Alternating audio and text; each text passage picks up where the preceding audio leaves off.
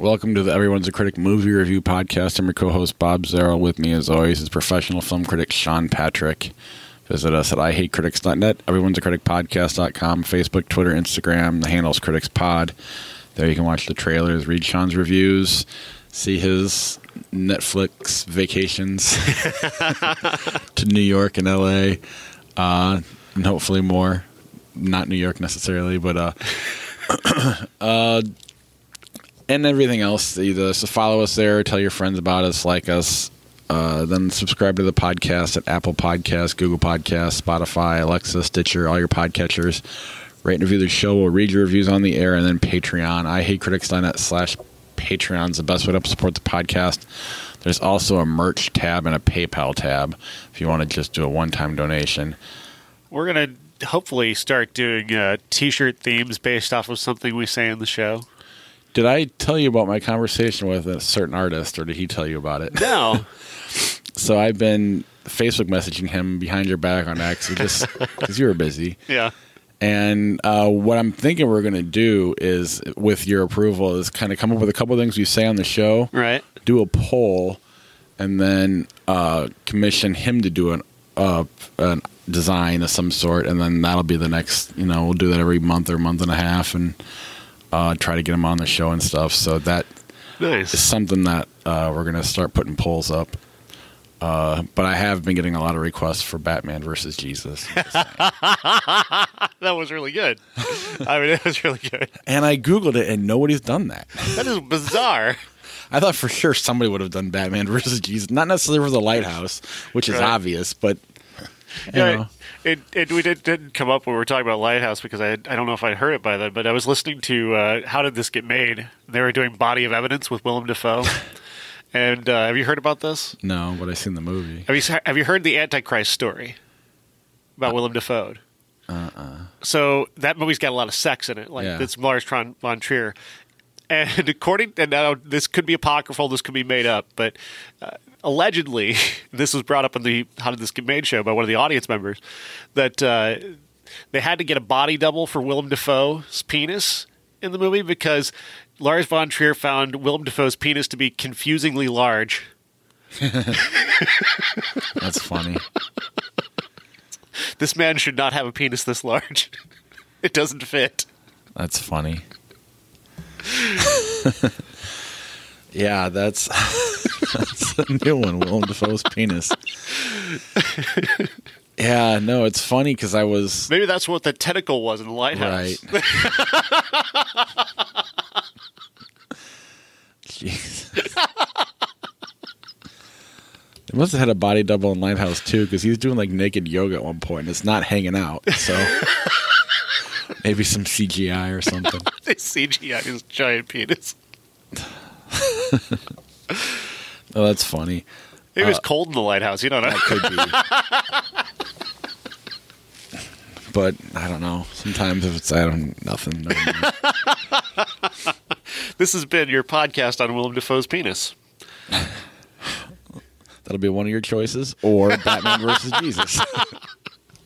Which is funny because Kevin Smith was on Justin Long's podcast, and he goes, if you could have dinner with anybody alive or dead, who'd it be? And he goes, does it have to be real? And he's like, well, yeah. He goes, what about Batman? He's like, well, no, not Batman.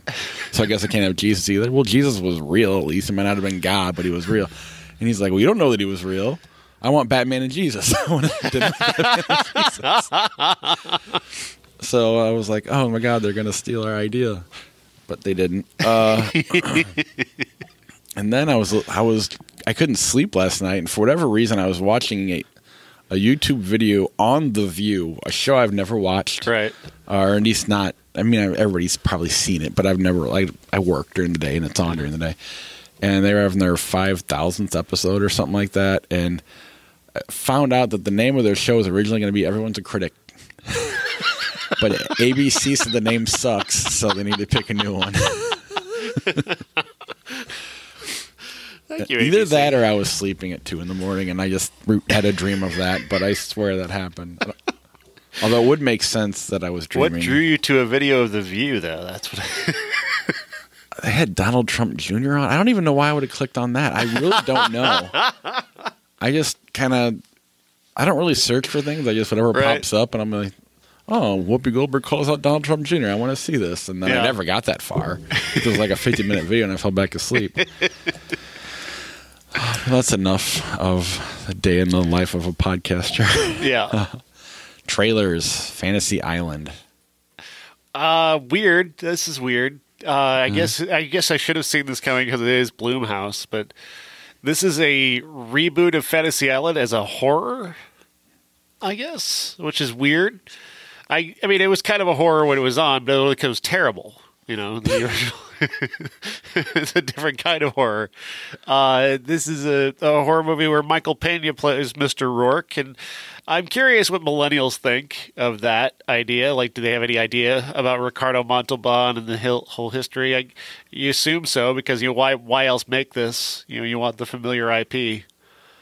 And that's really the thing that's pissing me off lately. It's getting under my skin a lot. And Charlie's Angels has got a lot of hard work to do next week because I'm getting tired of this. I'm getting tired of the phrase IP for the most part because it's uglier than branding, if you ask me. Well, and I don't know if you noticed in the news lately, Scorsese finally came back and tried to clarify his comments. I did post it on our Facebook page, but what his point was. He wanted what he meant by cinema wasn't like all cinema. He just wanted non-IP cinema. It's really more or less what he said. Yeah. He goes, "You got great filmmakers making these Avenger movies, but it's still going through a boardroom of people. Yes, Kevin Feige's the main one, but it's a boardroom of people who aren't artists, and that is something that." It bugs him, and it seems to be what you're saying as well. I will say I have a soft spot for Elizabeth Banks, not because she's hot or anything, but I just really like her in movies, and I just want it to be. I'll probably make it better than it is if I even see it. That's interesting, though. I am going to this week watch Seberg, which is another Kristen Stewart movie where she plays Jean Seberg, and they've got a screener for that out now. And that's cool. I'm eager to take a look at something where she's not a Charlie's Angel, which is most of her movies lately. But as far like I didn't know, I knew obviously the name Fantasy Island, but I didn't know anything about the show or whatever it is. Yeah. There was elements of this that I thought were interesting, but I could see them, backing off and not really following through to keep it interesting. Which is most modern horror movies. There's always one or two things where you're like, I could see where this would be good. And then it just turns into eye rolling. Fantasy Island meets Saw. And now I feel like I was sitting in the meeting when they thought of that. Right. Probably were. In your dream. Did you see the trailer for Scoob? There is a cartoon Scooby-Doo now. That's telling the origin story of how Scooby met Shaggy. Yeah, I think I've seen that. I'm trying to remember. I've seen a lot of trailers lately. I don't even know what's what. But what'd you think of it? Like it? No, because again, familiar IP. I mean, I'm glad it's not live action, but it'll be live action again in 6 years when people forget this existed. How do you replace Matthew Lillard, though?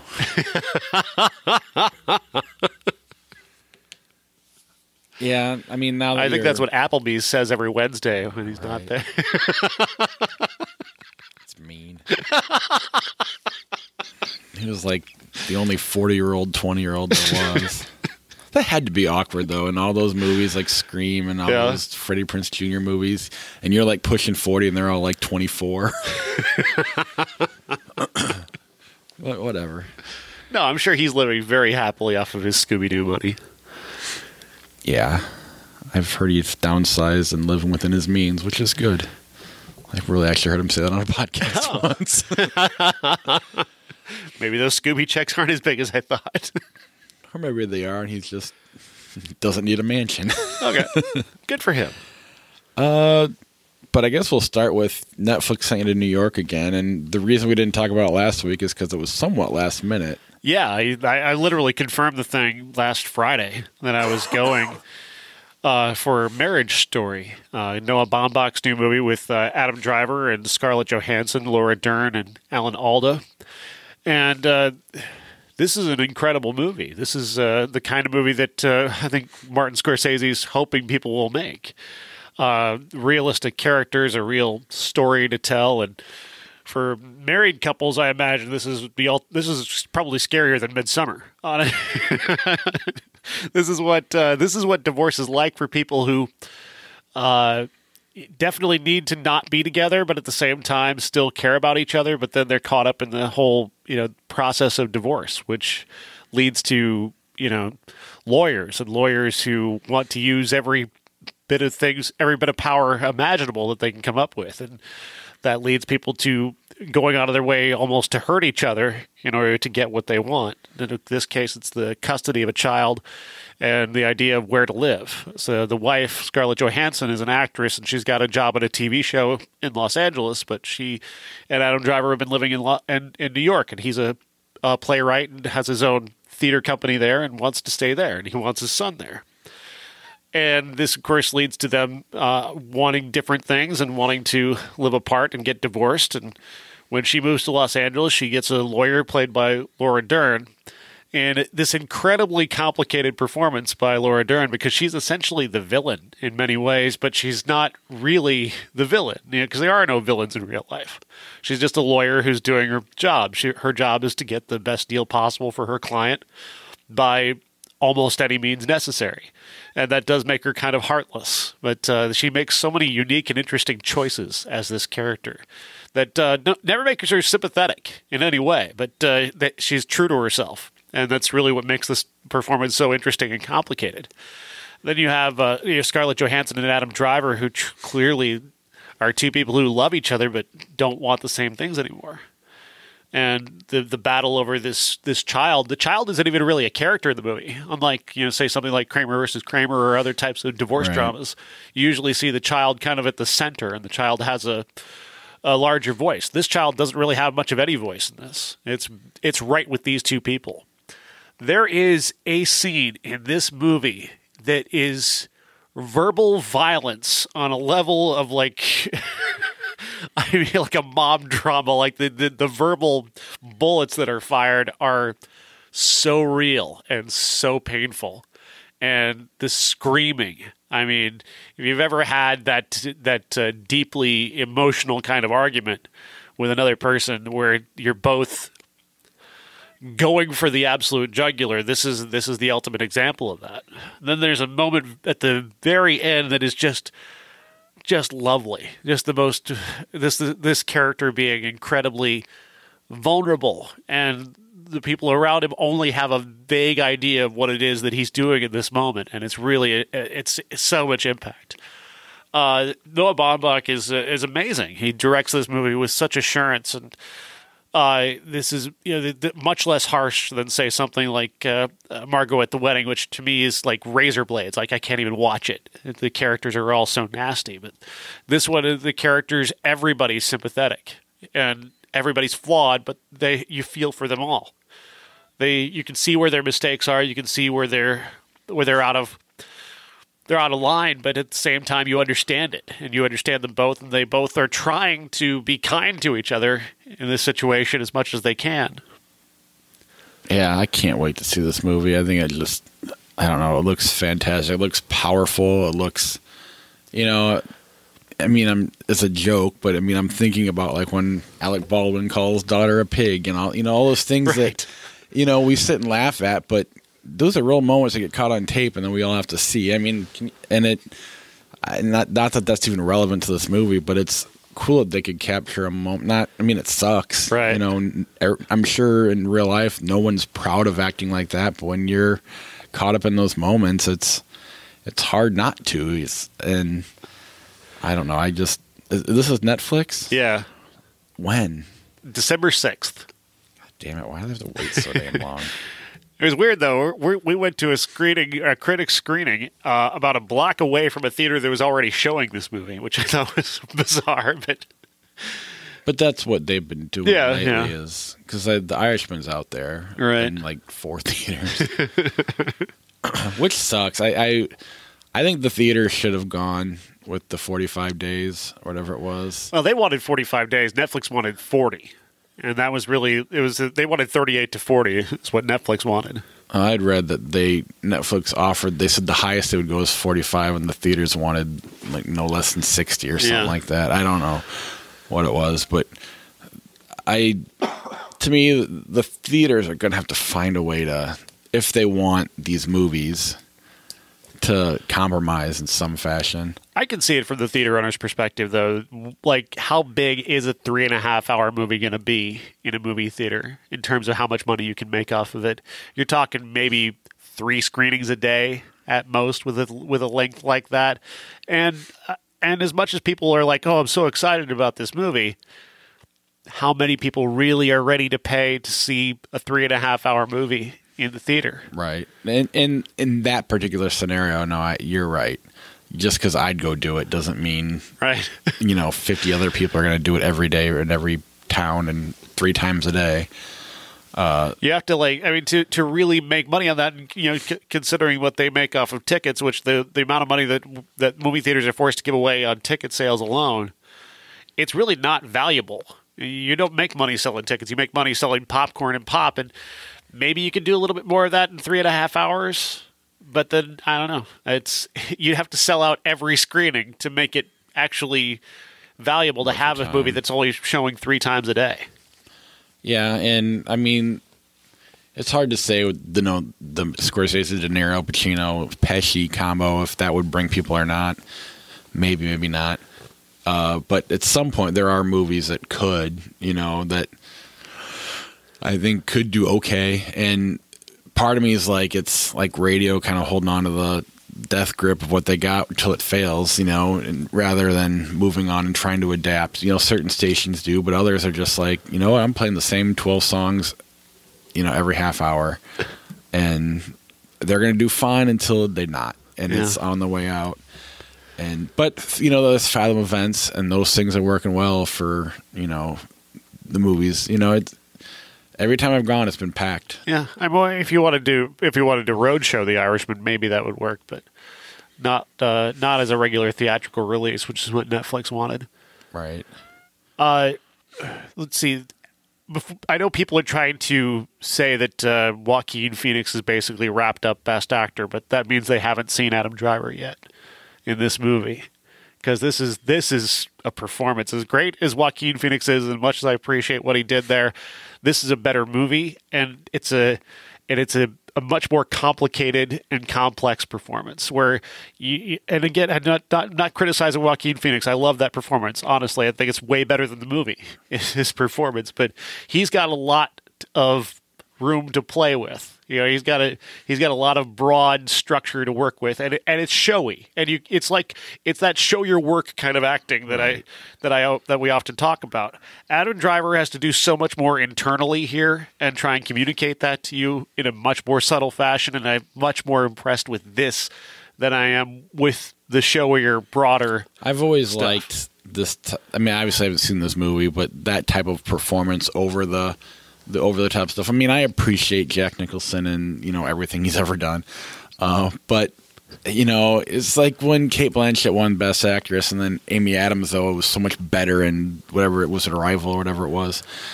It's because one was over the top and one was internal, and I don't know. I prefer that, but either way, I'm not going to complain too much. Yeah. Adam Driver is a fantastic actor, and if he doesn't win it for this, I'll win it for something someday, I'm sure.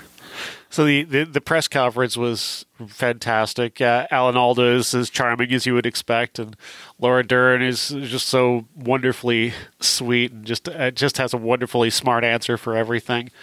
Adam Driver is fantastic, just a great guy. Noah Baumbach put up with some questions that I was truly, at one point, I was a little bit embarrassed to be a film critic, honestly. One of the questions my colleagues asked, I was really annoyed. Are you allowed to share it, or will they know who it is? If I say it a particular way, people might know who I'm talking about, but just don't ever say to a director, that choice took me out of the movie. Really? You're going to say that now, standing in front of the director? You know better in this moment? Okay. Ooh, I was mad. I was mad when he could not believe the arrogance. Maybe he didn't mean it that way, but that's the way it came off. It came off like he was criticizing the movie to the guy's face. And if you didn't like the movie, sit down and don't ask a fucking question then. And I don't get the impression that the guy didn't like the movie, but he had to make a point that he saw something that took him out of the movie. And I don't mind doing it to a director's face, and it's just not necessarily in a press conference. You know, do a podcast, do an interview, something, and then have that conversation. That's okay. Yeah. Well, and he did explain the choice and why he made it and why he felt it was more effective. So I appreciated Noah Baumbach.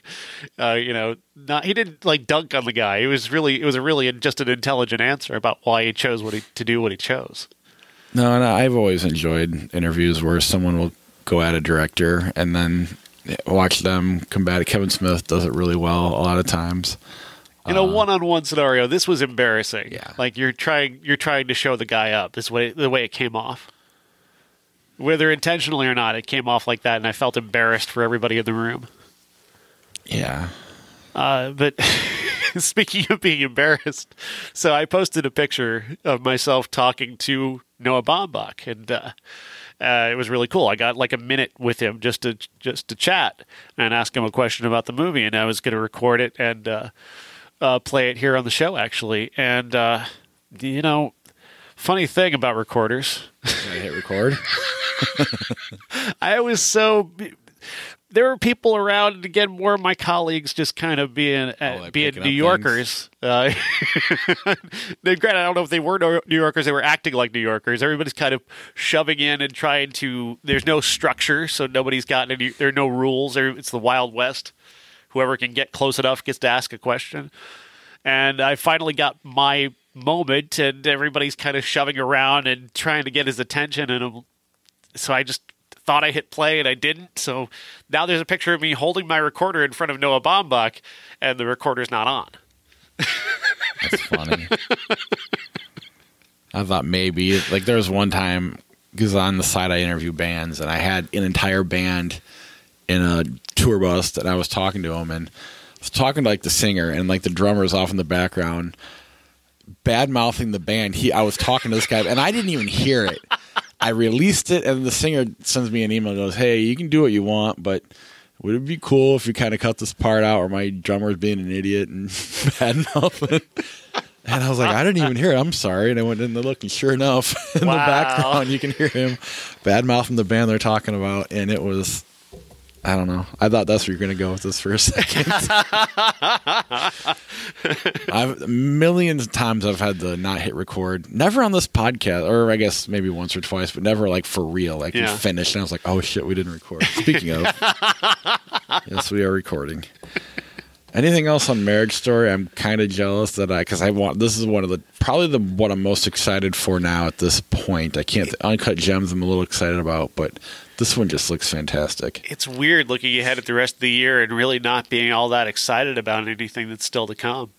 And the weirder thing is that Midsommar continues to outclass everything. And that's not to say I love Marriage Story. Midsommar is still it's still up there so much higher. It's that's an all-time, and then this is for this year. If I had to I almost need to do a separate list. This is the best movies of 2019. Midsommar is one of the best movies of all time. Yeah, no, I'm with you. Even like I was saying when we first saw it, I was worried about going forward. Even Once Upon a Time in Hollywood, very distant. That's Tarantino. And so it was just kind of how am I going to enjoy something? The Lighthouse I liked a ton. I went and saw Jojo Rabbit. We're not going to talk about it on this episode. We'll tell you why in a little bit. I love all these movies, but it's just different. They're good. And part of me is bothered by that, but the other part is what are you going to do? So far, other than one person, everybody's liked Midsommar that I've talked to, so there's that too. But anyway, the reason we're not doing Jojo Rabbit is Sean, because he went to New York, he said these are the movies we're going to talk about. Marriage Story, Last Christmas, Jojo Rabbit, Parasite, and Dr. Sleep. And I said, what about the Fire movie with John Cena? Because I'm going to be left alone with my kids, and my wife was going to go out with a friend, and I could take him to that. And he's like, really? Parasite and Jojo Rabbit are coming out, and you're going to go see the Fire movie with John Cena? So I tucked my tail to my legs, and I took my kids to Jojo Rabbit, a movie about Hitler as a imaginary friend. Meanwhile, Sean went and saw the Fire movie. So we're not going to talk about either one of those. Jojo Rabbit's going to come up next week. Yeah. But Last Christmas. Emilia Clarke and Henry Golding in a romance featuring the music of George Michael and the direction of Paul Feig. And I had low expectations for this because I've had a lot of hard things to say about Emilia Clarke on this podcast. She's not and Christmas yeah, movies. Yeah, that's true. And so this is not a movie that was necessarily one I was anticipating. And I love being caught off guard. I really do. And that's what this movie did. Emilia Clarke is a real movie star. She really gets it. This is very good. This is a really wonderful performance about a girl who's recovering from a heart transplant, who is starting to move back out into the world by herself and not taking care of herself and really screwing around, basically kind of almost not trying to kill herself, but not really caring if anything really bad happens. She's avoiding her mother, played by Emma Thompson, who's overbearing and been trying to get her to take care of herself and that kind of thing. And she's working as an elf at a Christmas store, which is a year-round Christmas store.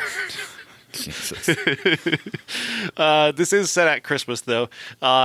She meets a guy played by Henry Golding who just kind of seems to pop up in her life, just kind of there all of a sudden, like, here he is. Oh, here he is again. And the two begin to develop this lovely romance, and it starts to help her to heal herself. And that's all very obvious romantic comedy stuff. What's less obvious is the way that she chooses to play these scenes and the way she chooses to play the character. And that's really, when you're talking about a formula holiday romance, you need little touches that are a little bit different. Like with Love Actually, giving everybody just these little moments where, whether it's Hugh Grant dancing or it's Liam Neeson having this heart-to-heart with his son about his dead mother, or the naked couple they're making the porno in the movie. Just these little colorful touches. You got to have these little side notes to make it different and not feel like such a formula movie. And that's what they do here, is a number of little tiny moments that are just a little bit different and a little bit offbeat. And they really, really work. And it's all centered on her. She really does take over and run this whole thing. And she is so engaging and so charming and so funny that this movie really worked on me. Even as there is a formula element to it, and there is a twist, and there is stuff that normally might make me roll my eyes. She got me past that feeling. And I can't praise her enough.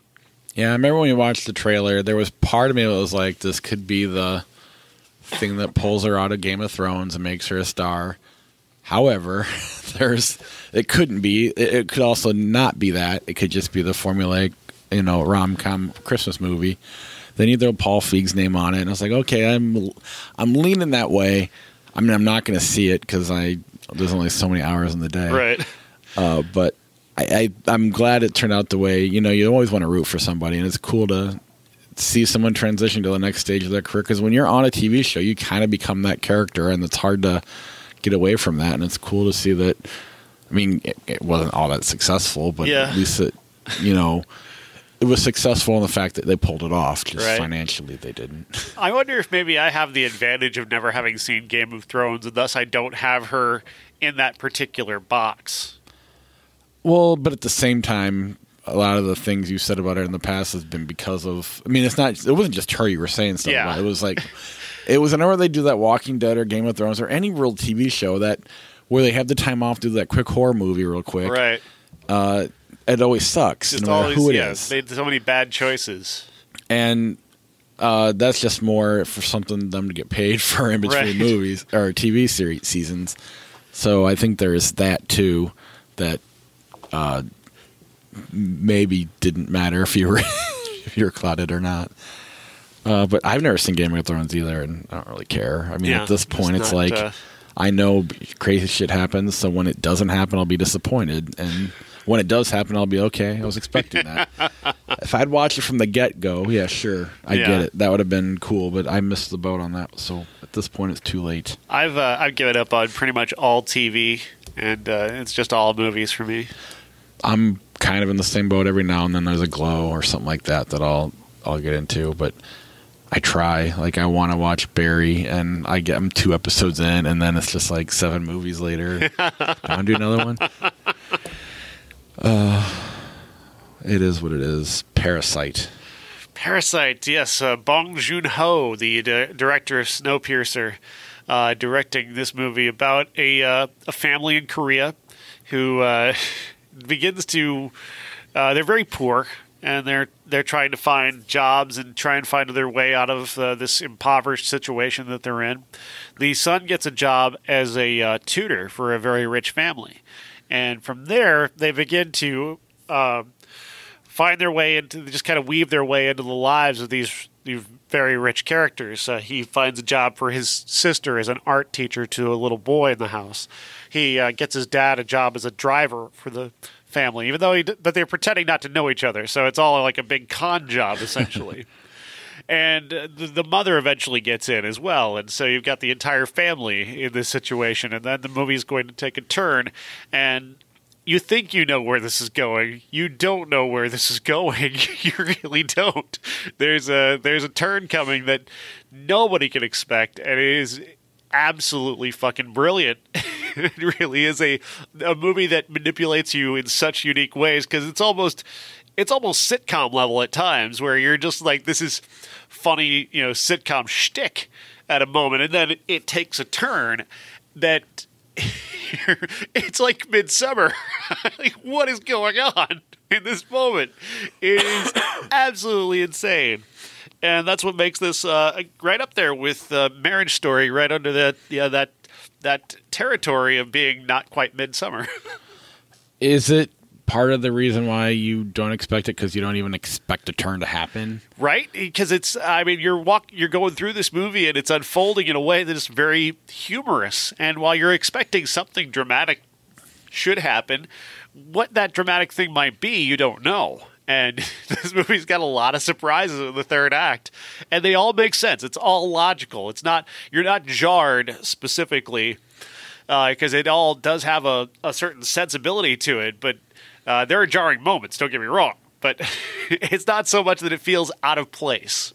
But it's like when you go to an M. Night Shyamalan movie, you're waiting for that turn, and then if it doesn't meet up the expectations, the movie is complete garbage. This Knives Out movie, I'm excited about it. I like everybody involved, but I don't know how he's going to pull this off and make it feel fresh. Yeah, because we've seen this movie a million times. But I'm all for giving him a chance. I love Rian Johnson, but you're expecting that twist when it's something that you're just kind of watching. All of a sudden, bam, they hit you. That's something. I mean, I guess Sixth Sense was a movie that did that really well, because that's what caused M. Night Shyamalan really to fall apart. But this is a wonderful form of ever mounting insanity that begins to unfold in the third act, and it's glorious to watch. This is a masterful piece of direction where he is manipulating you the entire way. In many ways, kind of like a great magician. You're over here looking at the sitcom comedy, and over here there's this whole other thing that's rising up behind you that you don't see yet. It's wonderful. Yeah, I never did watch Okja, but I remember Snowpiercer being a lot more fun and good than... I was just expecting a straight-ahead action movie, kind of, and then all of a sudden it was just kind of like an old-school video game where you're jumping level to level, and it totally changes each train, and ended up being a pretty fun experience. I think we watched that as a podcast, if I'm not mistaken. Uh-huh. So I'm all for it. I can't wait to see it. It just sucks that when they pick a week when everything good comes out. It was insane, the number of things that were released this week to try and see, and good stuff at that, which is really, really surprising. Yeah, so far you have yet to badmouth the movie. We didn't talk about the fire. It's true. But had you seen Jojo Rabbit, You'd have liked that one too, I think. I bet. There's some people who theorize that if the Academy doesn't go for Joker, they might go for Jojo Rabbit. For Best Picture? That's what I'm hearing. Joker for Best Picture? Oh, everybody's saying Joker. Yeah. Really? Midsummer not going to be nominated or nothing? I mean, it's one of those things that where the Critics' Choice, maybe.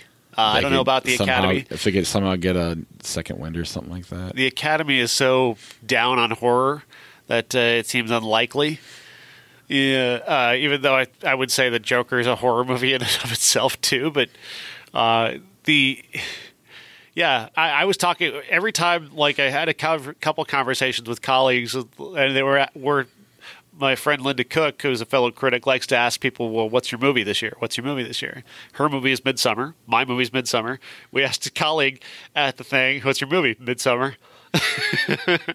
So maybe there seems to be a small pocket of people who have held on to this movie and held it above other movies.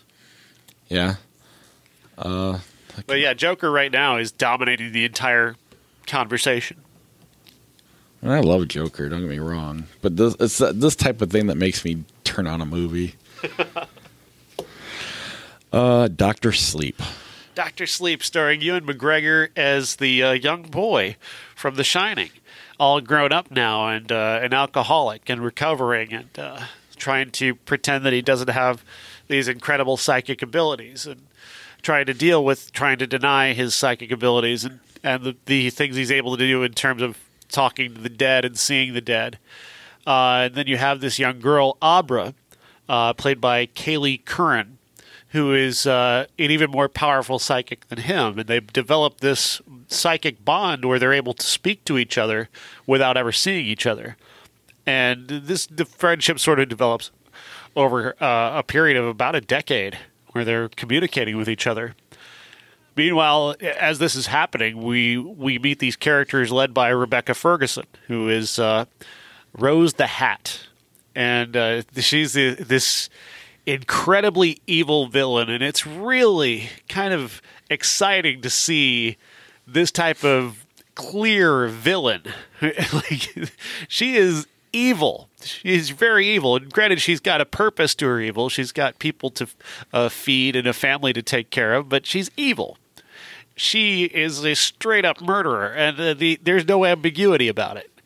And she hunts down people who have the abilities that Dan Torrance and Abra have. And she takes their essence, their smoke. And she's looking to get to Abra. And, of course, Dan's got to try and protect her. And where it goes from there is a movie that is very smart and very exciting and got some terrific action to it and some wonderful suspense and all these wonderful callbacks to the Stephen King novel as well as to the Stanley Kubrick movie. And I think the director here, Mike Flanagan, does an amazing job of bridging that gap between the book and the movie. Because Stephen King famously didn't like the movie. And he does this wonderful thing where he brings those two things together in a way that it makes sense and it feels organic and it really works. And especially that final act is really, really insanely entertaining with all the amazing callbacks to the first movie and a plot that makes sense. The way it plays out makes a lot of sense. And it's... the other thing I loved about it is that, oftentimes movies create villains that are so powerful. I was going to say that. Yeah, they create these villains that are so powerful that you can't believe that the heroes would be able to survive them. Not this time. The heroes are perfectly on equal footing. And the young girl, her main weakness is kind of naivete. Because she knows how powerful she is and she knows how to take care of herself in many ways. That I really appreciated just how equal these two forces are. You don't have this overbearing villain that you're just kind of rolling your eyes. There's no way that they could survive that. There's none of that in this movie. That's really clever. That's a really great way to play it. Yeah, and they talk about the different levels of shine, which I think they do a good job of accomplishing. Like one kid's just a baseball player, and he just probably doesn't realize he has it. He just kind of knows what pitch is coming, and he hits really well. And then what happens to him sucks. It's Jacob Tremblay. Yeah, I know. I was watching. I'm like, he's older than that, isn't he? And yeah, just a bit role, but yeah, it's. I read the book like right before seeing this because I wanted to at least the Dr. Sleep book. Yeah, Dr. Sleep, because I wanted to at least see if I can try to bring the book part, because there is people who do that, and because of that, I know how it ends. And so part of me is just kind of waiting to get there. And so it's a long wait if that's what you're waiting for. Because it's a 2.5 hour movie. Right. I left to refill my drink and go to the bathroom twice. Did Abra predict 9/11 in the movie? No. She does in the book. And that's how they, but then there's things in it that happen, the callbacks in the Overlook, that in the book, you're kind of like, how is he going to do this? Are we going to see CGI stuff, or is he just going to get new people, or what's he going to do? And it's kind of a lose-lose without spoiling what he does. But, it isn't that distracting. It's a little bit, but not enough. I think he does it good enough that you kind of, as soon as you see it, you accept it and you move on. It's not disappointing. It's not cheesy, it works out good, and it's a good, fun movie. It's long, but Ewan McGregor's great. Rebecca Ferguson's great. The girl who plays Abra is fantastic. She's got this confidence and swagger about her that's pretty awesome. Yeah, that makes the showdown fun. I mean, it's scary, it's disturbing, and you believe she could lose, but you also know she could win. There really is that doubt either way. They do a great job of capturing all that. And Stephen King has said this movie has made him appreciate Stanley Kubrick's version. So I can see why.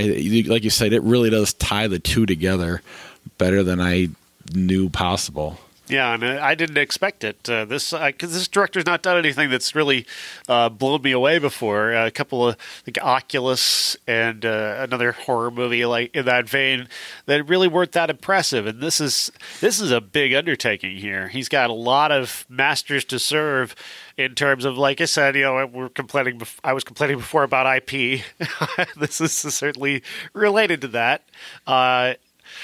He's got that. He's got the reputation of the movie hanging over it, which is a masterpiece. And he's got Stephen King, who's still around and able to comment on anything, and wielding his fan base like a sword. Not to mention, when they wanted to recreate the Overlook from Kubrick's Shining, he said no. Yeah. So he had to be talked into it. So it wasn't easy.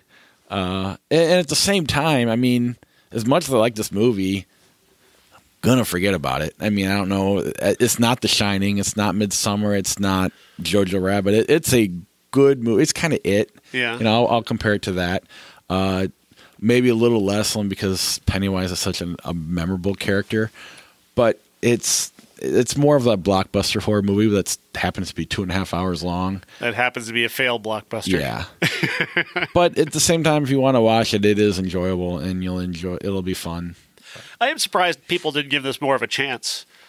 The prediction was $30 million at the box office this weekend, and it made 15, which was a pretty significant disappointment, given the biggest in terms of box office challenges. The biggest box office challenge was Midway, and Terminator Midway was still won, out there. which is bizarre. Yeah, it was kind of a week because Terminator failed the week before, Yeah. and it was still hanging out there. Last Christmas didn't do all that well either.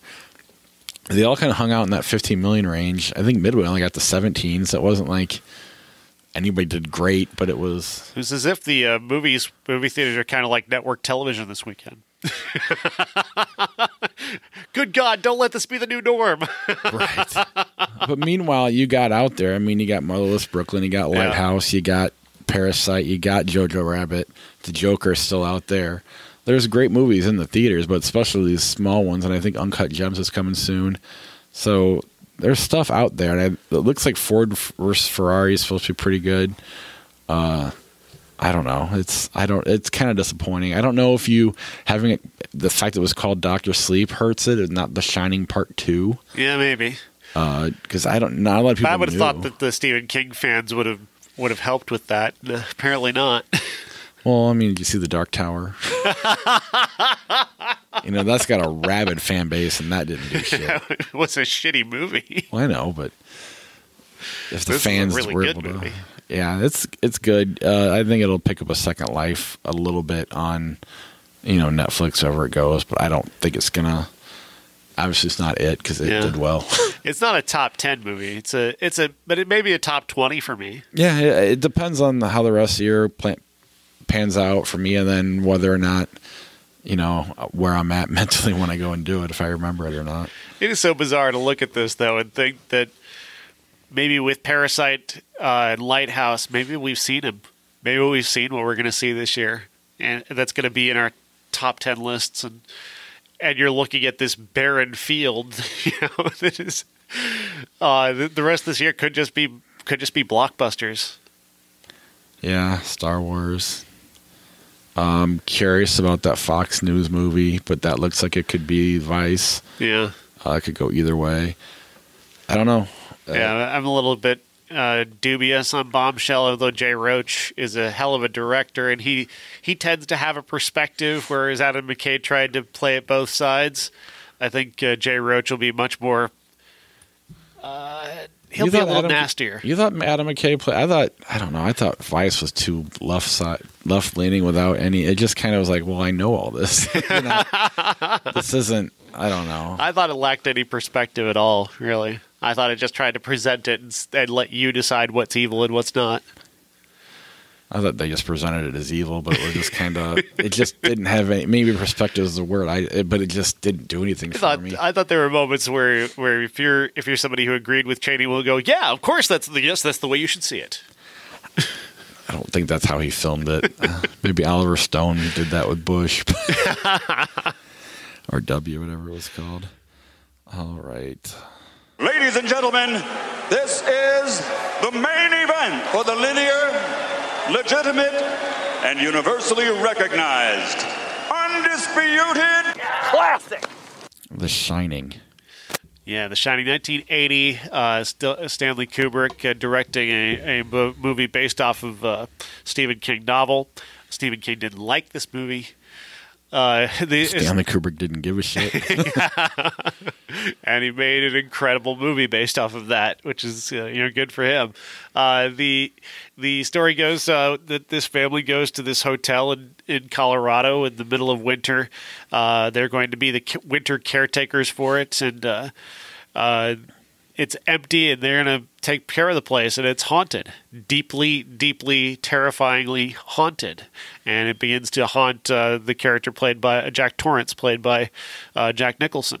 And he's going to slowly lose his mind. And as he does, as he begins to unravel, the story begins to gain energy and life. And this ball rolling down a hill energy that cannot be stopped.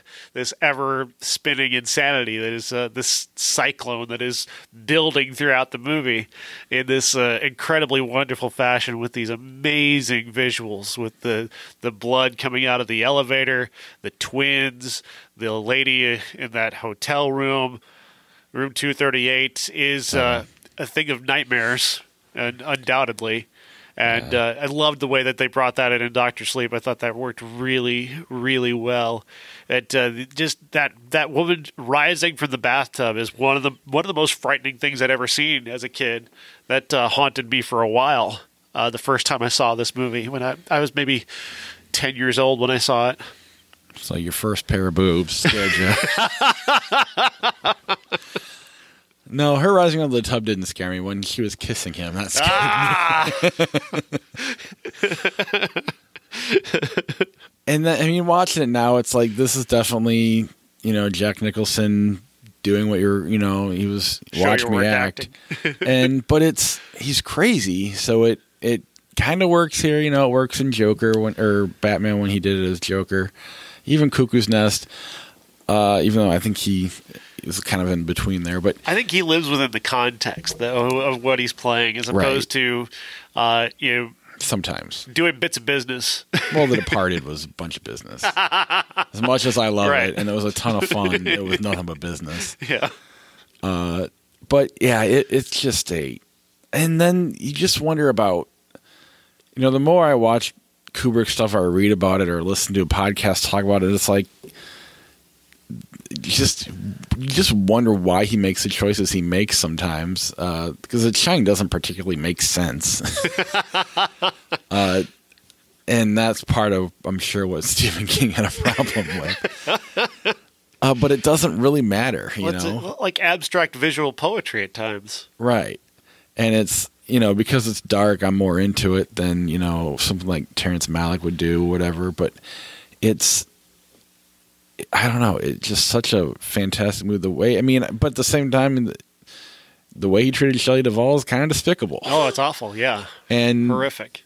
And I understand why he does it, but I don't think it's okay. No. You know? And you hear stuff about David O. Russell doing stuff like that just to get a performance out of somebody, and I don't, you know, let them try to act. They don't have to actually be miserable. And so I don't, you know, there's things about it that I don't, you know, it's, I like the movie, and but that does affect my opinion a little bit.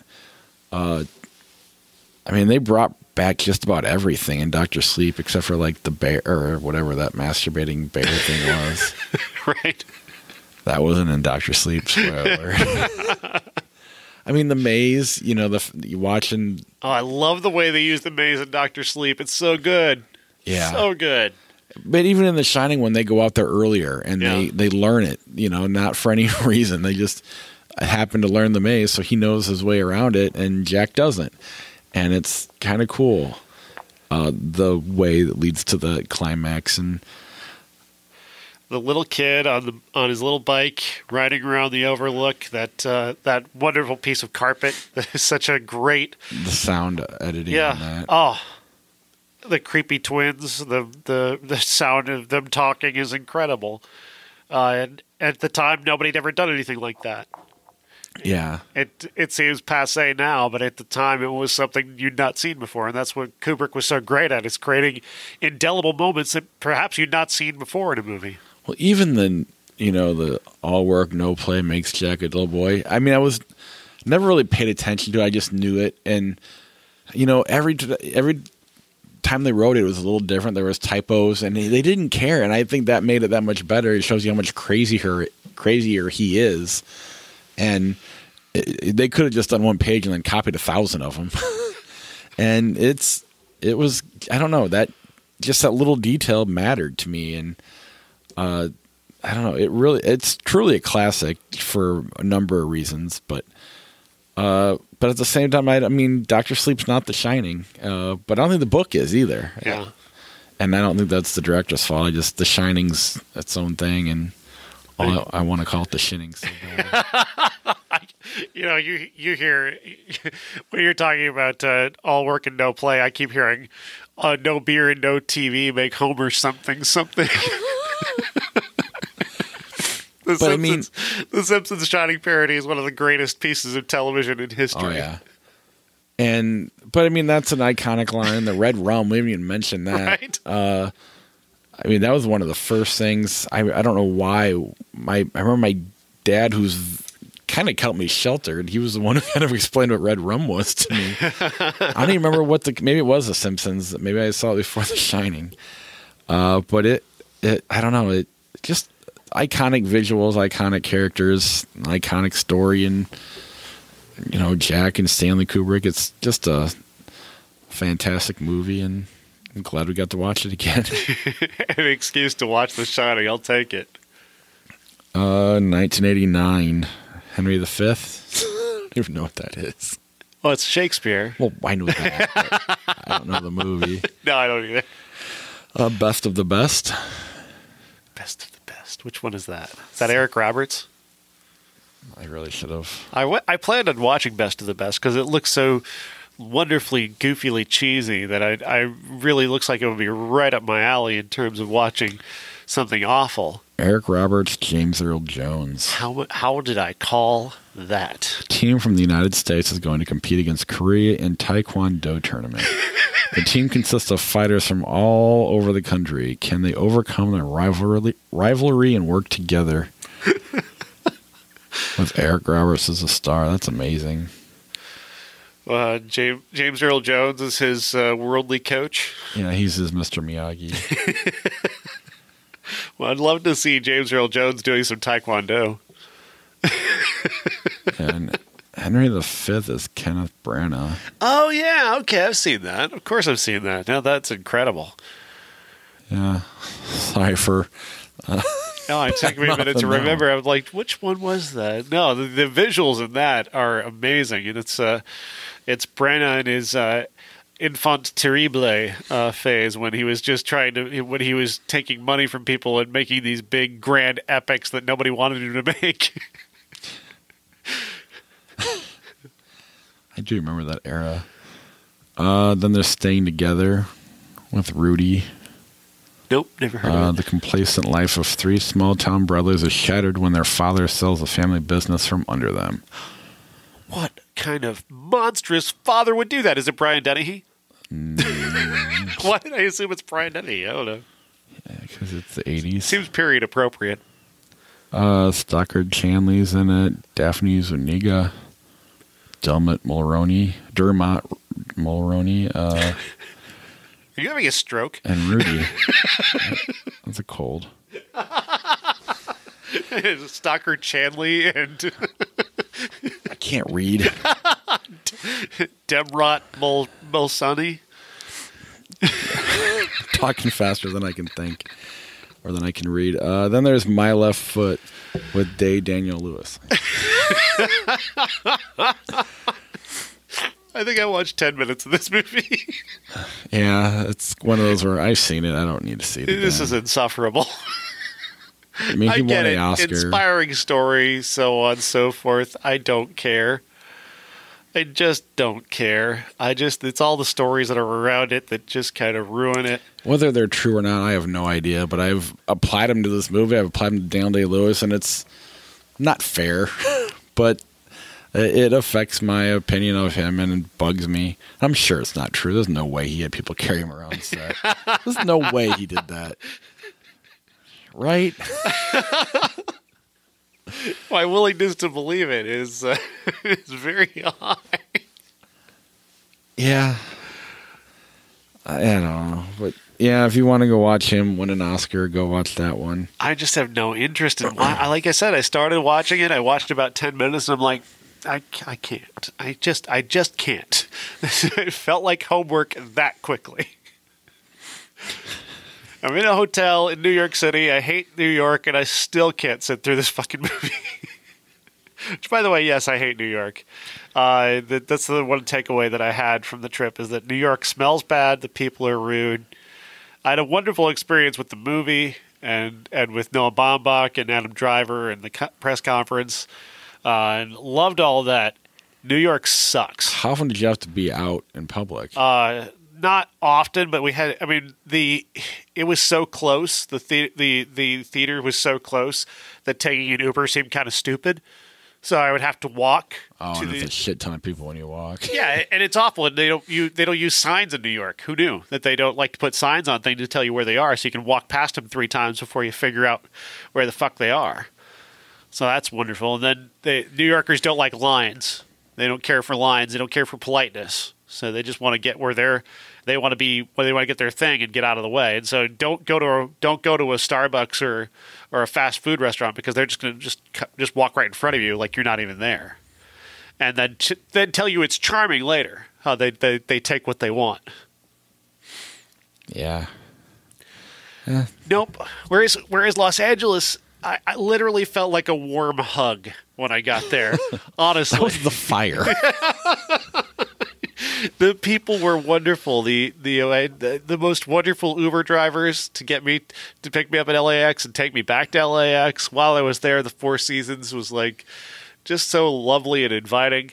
Here I had a wonderful view of an air conditioner and a lot of pigeons and pigeon shit out the window. That was lovely. And the room was extraordinarily tiny for his 5-star hotel, though. 5-star hotel. I'm not complaining, Netflix. I love you. But it's the way New York is. The fact it's probably one of the nicer places in New York. Yeah, Netflix was wonderful, and the people who work there are fantastic. But I hate New York City. I hate it. Next time, bring a premiere to Chicago so Sean can go. There you go. Or go back to L.A. Send him there. Yes, I'd love L.A. Please, let's do L.A. again. Next week, we got The Good Liar, Charlie's Angels, IP, and Ford versus Ferrari. And Jojo Rabbit again. Oh, yeah, Jojo Rabbit. I can't wait to talk about that one because I took my kids. I mean, it's PG-13, and it was the guy who directed Thor, so it's not that bad. I was saving money for my New York trip, and I couldn't. The regular movie theater is 35 minutes away. The movie theater in where I live is 5 minutes away. It's like, money-wise, I got to make the choice here. Oh, yeah. No, I don't blame you. Yeah, the hotel makes you put a $100 hold, even though you're not paying for the room yourself. Yeah. And it's like, we're not taking it out. We're just putting it on hold. Well, yeah, but you can't use it. And sometimes it's like 5 days to go back sometimes. Yeah. It's ridiculous. So I'm like, yeah, I got to save money now. Classic is Le Mans, Steve McQueen. Yeah. 1989, Little Mermaid, Steel Magnolias, and To the Limit came out. Yeah, the Ford versus Ferrari is all about Le Mans, and Steve McQueen is an icon. Maybe Le Mans is a shitty movie. We don't know. It's not necessarily a movie anybody talks about anymore. But it's on Amazon for free, and that's all we care. Have you ever seen a racing movie that you really loved? Racing cars. I mean, it's hard to say because like Rebel Without a Cause is like it's not really a racing movie. There's racing in it. Yeah. Free Jack. No. I mean, I'm not a Fast and the Furious guy. And the same thing, though. It's not. There's racing in the first one, but not about that. That's a good question. I mean, not really. Death Race 2000. That is a clever premise at the very least. Yeah. Quite a horror show. I mean, I'm on board for Ford vs. Ferrari as much as, like you were saying, it's hard to root for two successful companies. Although I guess supposedly at the time Ford was struggling. But it's Matt Damon and Christian Bale, so I'm neither side of this is an underdog. We're talking about two companies throwing millions of dollars at trying to win a race, while there are people who can't afford food. I mean, not to put it in that perspective, this could be a very good movie, and I have every confidence because it's James Mangold and Bale and Damon. But who's having the stroke? No, I'm with you. I watched an interview with Damon where he was saying that Ford was really not what they are now. So it really is an underdog story. I'm like, well, we'll see. Yeah. We'll see. The multi-billion-dollar company is never going to be the underdog for me. But were they multi-billion-dollars at the time? Maybe they're multi-thousand. With inflation, maybe was multi-billion. Well, they'll get to that billion-dollar area by cutting all the people who made the cars. And sending them off to poverty in Flint, Michigan. So, yay Ford. And then flying on a private jet to exactly to ask for money. This is going to be tough. Just don't focus on the characters. Just focus on the characters. It was the old Ford. This is before they sent all the people away. I do want to thank our Patreon supporters before we move on. Our key grip level, Charlie Messing and Jason Bryant. Our character actor level, Christina Cato, Cousin Jeff, Zach Covemaker, and Josh and Beth Paul. Special effects level, Sarah Morrell and Corey Finneran. If you want to be a Patreon supporter, ihatecritic.net/Patreon is the best way to help support the podcast. And look out for a poll where we can put a couple of sayings that we've said on the podcast that we think are funny. And vote on it, and we'll try to get a shirt designed. Yeah, for Willem Dafoe's penis and Batman vs. Genius. For sure, those two. If we think of other things, too, I know there's some old school Cameron Diaz shoulder ones, old boy moments, some of those things, too. We'll throw them all out there, and you pick what you want. And we'll every 90 days or so, or maybe even less than that, maybe 45 or 60 days, we'll do it again, because it's not like it's free. I'm thinking like a picture of Josh with like a little thought bubble above his head that's empty for just him kind of looking off into the distance and wonder. See, I have a funny design for the Cameron Diaz shoulder idea. I just would never wear the shirt. It's like that picture from Sex Tape with her in the roller skates and the underwear and the see-through top, but with a censored bar on her shoulder. But I think it's a funny image, but I would never wear that in public. Plus, I don't know that we can get the rights of Cameron Diaz. No, but you can do like an outline of that. Right. You can do like a dark outline of that. I know, but Jeff, still. get to work. Yeah. But if you want to be a Patreon supporter, I hate critics.net/Patreon. No, we do own Josh's image, right? We can just put a beard on a guy and say it's Josh. Do you have time for Flick Chart? Yeah. Need to go. Superman 78 Mystic River. Mystic River. That's before Clint Eastwood got old. Too old. Pitch Black, Dr. Dolittle. Pitch Black. I'll just agree with you, but it's Dr. Dolittle for me. You can ask George if you want. No, I don't. Arachnophobia, Spider-Man 2. Spider-Man 2. The same Raimi one. Remember the Titans, Jackass the movie. Jackass the movie for me. I hate Remember the Titans so much. Really? I hate it. I can't stand it. It gets under my skin just how like raw irritating it is. Oh God. See, I'd hate it if it had like the love that like Shawshank Redemption had. I'm kind of neither here nor there. It's like this weird like football patriotism, inspirational stuff that just turned me off. But Jackass is always like I don't want to like it, but it really is funny. No, I told the story about the Jackass review I wrote for Zoics Online. Maybe, but tell it again. I wrote a review of Jackass, one of the Jackass movies for Bob. One of the first things I wrote for you, and basically it was just what you clicked on the link and all it says is, "Why are you reading a review of Jackass?" That was the entire review. That's something Jason would do. Zoics Online used to be our website before we did this, and it was run by our acquaintance Jason Tanamore. And when I had a little success with reviewing American Idol, because Adam Lambert fans were crazy, he decided, clickbait stuff.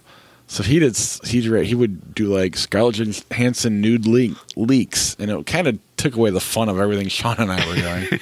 But then he would put something like, "Why are you here? There's no nude leak." And it was, I guess, funny once or twice, but then it got old fast, and the website kind of faded away. I mean, it's still there.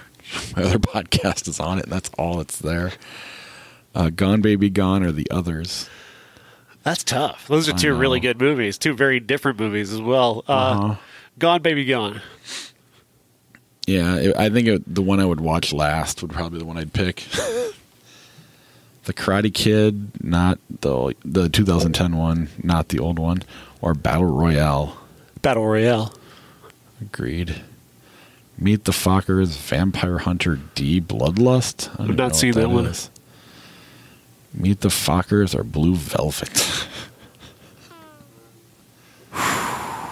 Because I'm famously not a fan of Blue Velvet. But I'm not a fan of the Fockers movie either. I like Meet the Parents, but geez, I don't flip a coin for all I know. I don't really have an opinion either way on this one. See, I don't mind Meet the Fockers, and I like Blue Velvet okay, but I don't love it either. So we'll just vote. George decides Meet the Fockers. And we just have to turn in our set of file cards now. I just remember seeing that with my parents, because my dad does not go to movies, but for whatever reason, it was like a holiday release, and we all went, and he just did not like Dustin Hoffman's character at all. And he's like, why is he the good guy?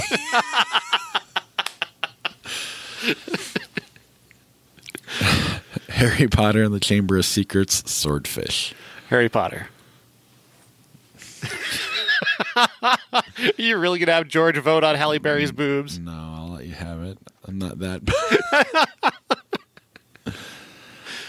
Naked Gun 2.5, The Smell of Fear, Sideways. Sideways. Correct. Have we brought that one back yet? We were talking. We got to get that one in. We've mentioned it here and there, but not even really. We've got to get that movie in. Let's see here. No wine in that movie. Hunger Games, Cool Runnings. Hunger Games. Sure. Super 8, Lock, Stock, and 2 Smoking Barrels. Super 8. I won't argue. Rear Window, A Bug's Life. Rear Window. Sure. Drive or Daredevil? Drive. Jerry Maguire, The Last Witch Hunter. Jerry Maguire. Spider-Man Homecoming, Coyote Ugly. Spider-Man. You know, he did mention that I posted an article to the Facebook page that says that Nicolas Cage is trying to work with Ari Aster. Really? Yeah. Wouldn't that be amazing? I just Last Witch Hunter reminded me. Maybe. Yeah, it'd probably be. I kind of would rather he work with like Robert Eggers, if I'm being honest. That would certainly be. Nicolas Cage's Lighthouse would be pretty amazing. Point Break, 91, Ocean's 11. Man, that shouldn't be that tough because Ocean's 11's clearly a better movie because of Soderbergh, but Point Break is Point Break.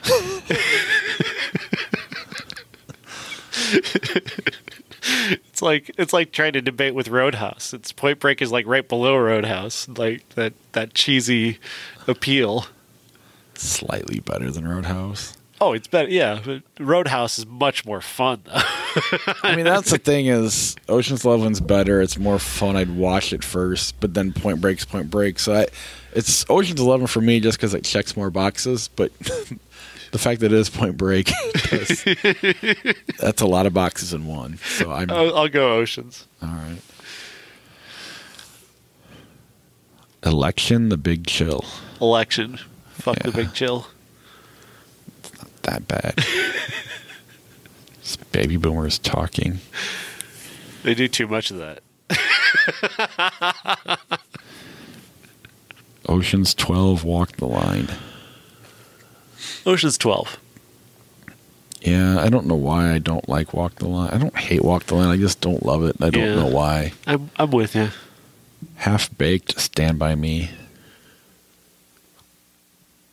I'm supposed to say Stand By Me, but I'm saying Half-Baked. I was going to give you the pity Stand By Me, like, fine, I'll go with that. No, I do like Half-Baked better. I just, the scene where he's quitting his job, fuck you, fuck you, fuck you, you're cool, fuck you. I love that scene. It comes up a lot in my head. And I love just, I like Chappelle, okay, I'm not the biggest Chappelle fan, but because there are a lot of big Chappelle fans. But the way that when he went and, took it to the, the producers and this is what I want to make, and they tried to rewrite it, and he goes, so I'm making a pop movie for kids? Is that what's going on here? And I just always thought that was fun. Speaking of pot movies, I've never seen this, but Super High Me or Coyote Ugly? Super High Me. The Expendables, Man on Fire. Man on Fire, I guess. See, it's Expendables for me because Man on Fire should have been amazing, and it just makes the wrong choice at the end and kind of becomes a forgettable action movie where Expendables sucks, don't get me wrong. But Man on Fire pissed me off, so yeah, I'm going to flip for it. It's Expendables. Expendables should have been stupid fun, and it wasn't. Yeah, it was just dumb. It was just stupid. Almost unpleasant. Yeah. Iron Man 3, The Last of the Mohicans. Iron Man 3. Sounds like the name of the movie.